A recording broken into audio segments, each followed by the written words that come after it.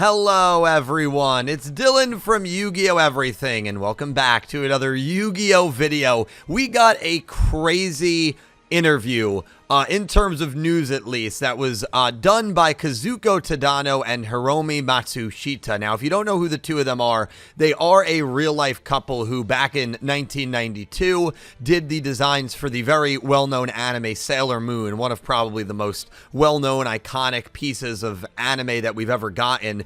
And they were also the chief animation directors and the main character designers for Yu-Gi-Oh! 7's and for Yu-Gi-Oh! Go Rush. So they have had a massive impact in the two most recent Yu-Gi-Oh! Shows, and a lot of people don't even realize that the character designer for those shows is the same person who designed the characters for Sailor Moon, which is kind of a fun fact in of itself. But the interview, which I will have the full interview piece linked, gave us some really interesting things. I'm just going to read the whole element of the Yu-Gi-Oh! Side of it, and then I'll break down what some of it means. Rewriting rules for a new generation. The couple's collaboration extended to the global success of Yu-Gi-Oh! And here the stakes were different, with creator Kazuki Takahashi requesting a complete stylistic overhaul to target elementary schoolers. We aged down the characters, simplified the card game mechanics, and removed darker themes, Matsushita explained.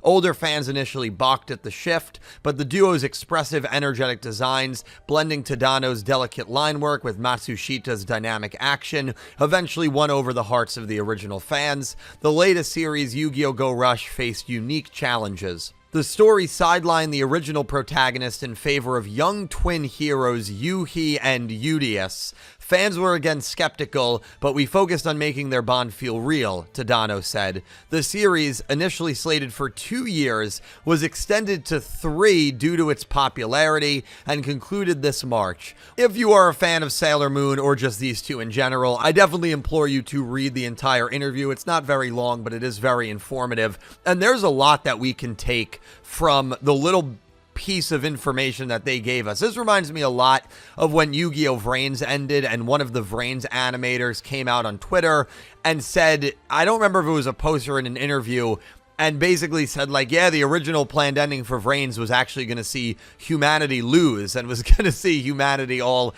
die. And it was a couple of, months after Vrains ended, and we were all like, excuse me? Like, it's very seldom that you get behind the scenes information and, like, change storylines and stuff. There's two really fascinating things here. I'm going to start with the one that was already kind of known, and that's the fact that Go Rush was supposed to be a 2-year show, and it was extended to 3. This is something that was kind of stated at Jump Festa 2 years ago when they announced that there was going to be a 3rd season of Go Rush. One of the voice actors for Yu-Gi-Oh! Go Rush said that the reason we're getting a 3rd year is because of the fan support. So thank you so much for everybody who supported the show. Now, that line kind of got debated over the years, where some people were like, oh, that clearly shows that it was supposed to be a 2-year show. And then other people would say, no, that's just like a general thing. It was always meant to be 3 years. Well, now we finally have confirmation from the main character designer and co-director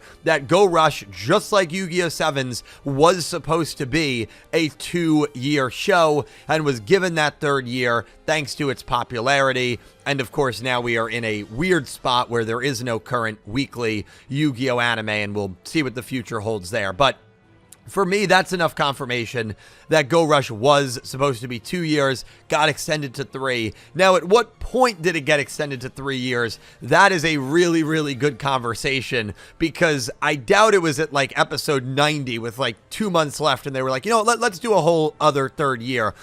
It was probably somewhere in that 2nd season. I doubt it was after the 1st season. Maybe it was early season 2, maybe around like episode 60, maybe around that point. And they said, you know what, let's do a whole 3rd year. And it's kind of fascinating, because if you watched Go Rush, if you were paying attention to the fandom, a lot of people were not huge fans of that 3rd season. Like, the 3rd season was probably the most heavily criticized season of Yu-Gi-Oh! Go Rush. And it's kind of indicative of the fact that, like, it wasn't originally supposed to have that 3rd season. They added it on, whether it was at the last second or whether, that's something they planned decently early into the show. That remains to be seen, but really, really fascinating there. Personally, I didn't mind the third season. I think I actually enjoyed the third season more than the first season, funny enough, but all 3 seasons felt solid at worst to me. I mean, I thought they were all, again, solid in their own way. But the main thing that I wanted to touch on and talk about, and this is kind of a brand new piece of information, as Matsushita said, Kazuki Takahashi requested a complete stylistic overhaul to target elementary schoolers, and he wanted the characters to get aged down. He wanted the card game mechanics to get simplified. Obviously, we went from Master Rule to Rush Rule, and he wanted darker themes removed. I would argue that Sevens did a very good job of removing the darker themes. Not to say the show wasn't complex, but it definitely removed darker themes. I would argue that Go Rush had darker themes for sure, that were close to the level of a lot of the Studio Gallop Yu-Gi-Oh! But again, another debate for another video. But this is really fascinating because I can't tell you the amount of comments I've seen over the last 6 years. You know, since Go Rush, or since Sevens was announced back in December 2019, that, oh, Takahashi's got to be so disgusted by this. Like, the creator's got to be so just angry, and like, what have they done to his beautiful creation? Meanwhile, he was the one who wanted it to change. He wanted it to be more simpler. He wanted newer kids, a younger generation, to be introduced to Yu-Gi-Oh, but a less complex Yu-Gi-Oh than what we got in Arc 5, and then what we got especially in Yu-Gi-Oh! Vrains with Lynx. I'm sure he watched Yu-Gi-Oh! Vrains, saw the, you know, how just dark this show was. And again, I'm not saying Vrains was a bad show, but just saw how serious the show was, how dark it was, how complex the game was, especially how complex the game was. And remember, pendulums weren't even used in Yu-Gi-Oh! Vrains, and yet there was still a lot of insane, intricate dueling combos. And he just went to Konami and said, listen, we've got to scale this back. We have to change this and have a more kid-friendly, younger-friendly audience to try to get new players invested in the game. And thus, Yu-Gi-Oh! Sevens and eventually Yu-Gi-Oh! Go Rush were born. So that's kind of the new piece of information that we get from this interview with Matsushita and with Tadano, because up until this point, I don't think there was any information that Kazuki Takahashi was the one who really wanted the change in stylings from what we had been getting with, you know, Zexal, Arc 5, Vrains, and then, you know, kind of pulling back a little bit and giving us Sevens and Go Rush. And so Takahashi is really the reason that we got Rush Duels. He is the reason that we got a total stylistic overhaul, and you know, I think that's pretty fascinating. I definitely think that's newsworthy and, of course, video-worthy. And that's why I love when we get interviews like this, because we always seem to learn more information. And I think that's really, really exciting. And I want to end on one thing. It'll be very brief.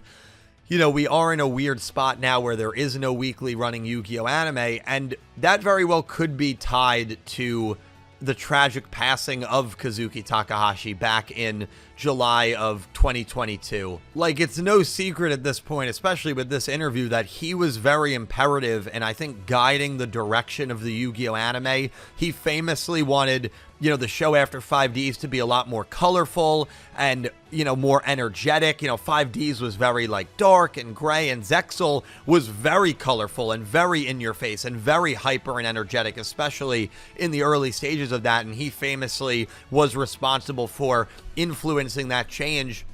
And we see it again here, you know, 10 years after Zexal with, you know, Vrains to Sevens. And now with him obviously not with us anymore, maybe they just really don't know what to do with the show. And, you know, who knows if we're ever going to get another Yu-Gi-Oh! Anime. I really hope we do. I think we will. But, you know, it's scary to think about. I mean, he was certainly the heartbeat of this franchise, especially on the anime side, for 25 years. And I think that this interview only further confirms that. But guys, I would love to know all your thoughts on this new news. Let me know all your thoughts on future predictions and just anything you want to talk about down below in the comments. As always, thank you so much for watching, and I hope you have an amazing day. Take care, guys.